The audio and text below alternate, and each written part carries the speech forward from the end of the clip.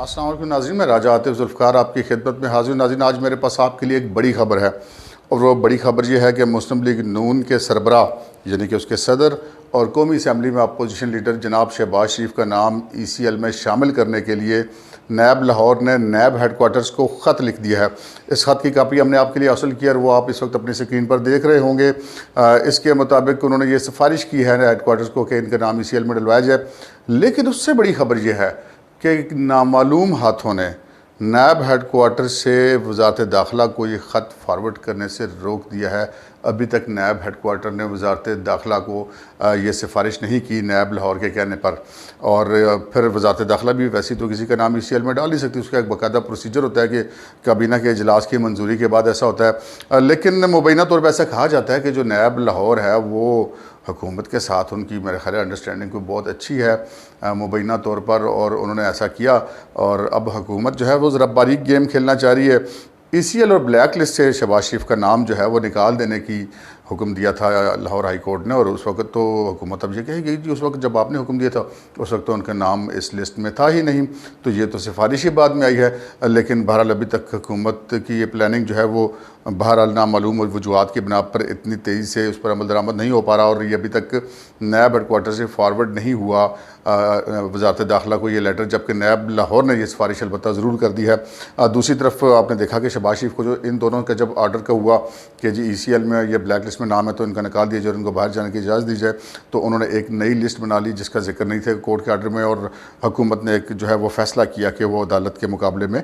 کھڑی ہو گئی۔ لیکن اب پھر حکومت نے ایک کوشش کی ہے کہ ایک دوسرے رستے سے اب دوبارہ ان کا نام ECL میں ڈالا جائے، تو پھر اب بھی دیکھتے ہیں کہ یہ کوشش ان کی کامیاب ہوتی ہے ناکام ہوتی ہے۔ بات کرتے ہیں پنجاب کی، تو پنجاب کی وزارت اعلیٰ جو ہے عمران خان وزیر اعظم صاحب کے لیے پہلے دن سے گلے کی ہڈی بنی ہوئی ہے۔ پہلے دن سے عثمان بزدار کو کسی نے قبول نہیں کیا تھا، بہت سارے گروپس تھے پارٹی کے اندر بھی جو کہ وزارت اعلیٰ پنجاب کی طرف نظریں گاڑ کے بیٹھے ہوئے تھے۔ اتحادیوں مثلاً چودھری پرویز الہی وغیرہ کی بھی جو ہے وہ نظریں اسی پر ہیں، علیم خان صاحب کی بھی نظریں اسی پر تھی، چودھری سرور صاحب کی بھی اسی پر تھی، فواد چودھری صاحب کی بھی اسی پر تھی، اور بھی بہت سارے گروپ تھے۔ شاہ محمود قریشی جو ہے وہ صوبائی اسمبلی کا الیکشن ہار کے، ورنہ وہ بھی اس کے امیدوار ہو سکتے تھے۔ سو جو ہیں عثمان بزدار عمران خان صاحب کو بڑے سوٹ کرتے تھے،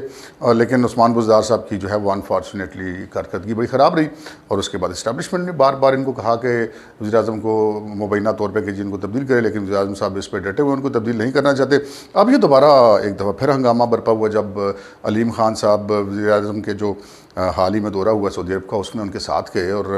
پھر کچھ ایسی بھی خبریں آئیں کہ جی شاید ان کو وزارت اعلیٰ پنجاب دی جا رہی ہے علیم خان کو، اور اس لیے وہ ان کے ساتھ گئے ہیں۔ دوسری طرف ایک پہلو یہ بھی سامنے آیا کہ جی جہانگیر ترین صاحب کی بغاوت کے بعد خان صاحب اب ڈرے ہوئے ہیں، اور وہ علیم خان پہ دباؤ ڈال کے اپنے ساتھ لے گئے کہ جی وہاں پہ جا کے سعودیہ میں مقدس مقامات پر ان سے وہ حلف لیں گے کہ وہ ان کے خلاف کسی معذرائی کا حصہ نہیں بنیں گے۔ دیکھتے ہیں کیا ہوتا ہے۔ لیکن دوسری طرف جناب ایک اور بھی معاملہ ہو گیا، پتہ یہ چلا کہ جناب شہباز شریف صاحب وزیر اعظم اور چودھری نثار وزیر اعلیٰ پنجاب کا بھی کوئی فارمولہ کہیں پر کوئی جو ہے وہ اس پر بات ہو رہی ہے، لیکن عملی طور پہ ایسا ممکن نہیں ہے، کیونکہ جو شہباز شریف جو ہیں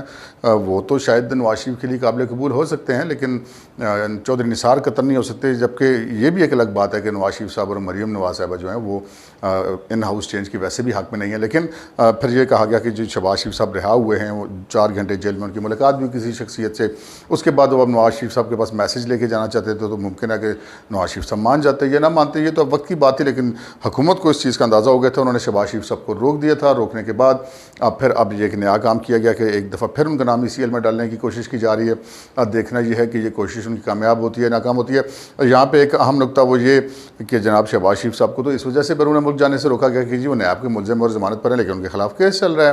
اور ملزم تو علیم خان صاحب بھی ہیں جو وزیر اعظم کے ساتھ سرکاری طیارے میں بیرون دورے کرتے پھر رہے ہیں۔ تو پھر خان صاحب جو کہتے تھے کہ یہ عام آدمی کے لیے اور قانون ہے اور طاقتور کے لیے اور قانون ہے، تو خان صاحب پھر اب ٹھیک ہی کہتے تھے۔ آج کے پروگرام میں اتنا ہی، اجازت دیجیے، اللہ حافظ۔